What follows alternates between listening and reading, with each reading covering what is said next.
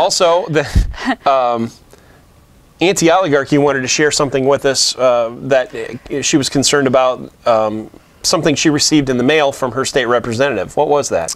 Well, I received a rather large, glossy flyer from our state rep that was disconcerting because, first of all, it cost the state some money to send this thing out to begin with. And then I usually, like most people, see who it's from and go psh, into file 13. But for some reason, I actually read one little blurb of this, and it really bothered me, and I thought I would share it on this show just because I'm also a professor, and these kinds of things are irritating. There's a little section that he puts down saying, including women in our Constitution. Right there, my red flags are going off. And I quote from the material, "At least 30 sections of our state constitution refer to state office holders as men. Since 6 of our state's highest elected officials and 31 members of the General Assembly are women, this seems outdated, to say the least. To correct this problem, I authored House Joint Resolution 3, an amendment to our Constitution to eliminate all gender-specific references." Now, I understand that when a lot of our older documents were written, a state constitution, our original constitution, women were not active participants in that for the most part. However, it doesn't take a rocket scientist to figure out that women are included when it says people. And to spend so much time, effort, and money on fixing pronouns is disturbing.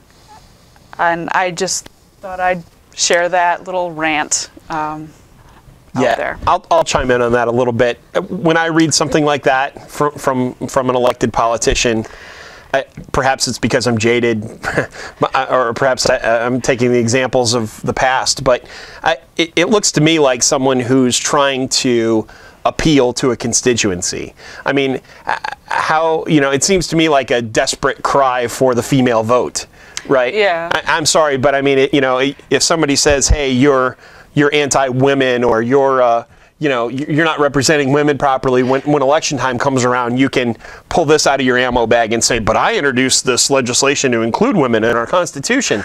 I mean, the very fact that, how many again, let's recount that. How many? It says 6 of our state's highest elected officials and 31 members of the General Assembly. And 31 members of the General Assembly. So are women. And pretty sure that it's working as intended. And so whether we spend the money to pass this law or not, I mean, should it say the right things? Yes, it should. I'm not going to argue that point. I certainly I'm not going to argue otherwise. Right. But that to me looks like grandstanding. I'm afraid it happens all too often in political theater, and that's Definitely. what that looks like to me. Well, and I agree, and really, I don't think that the women who were elected let the pronouns bother them, and it shouldn't bother you either. So obviously not. Okay, so let's see, what else do we have? And last but definitely not least, please visit the lpin.org website. This is a great place to learn more about what libertarianism is. Educate yourself. If some of these things, we touch on a lot of topics in the show, and we try to reach people that might have a hot button, and they're all going to be different. But that's a place to actually get it straight from the horse's mouth, what the party stands for. There's ways to become involved. Remembering that voting Democrat or Republican is not, it's not only more of the same, but it makes everything worse. You have another option here.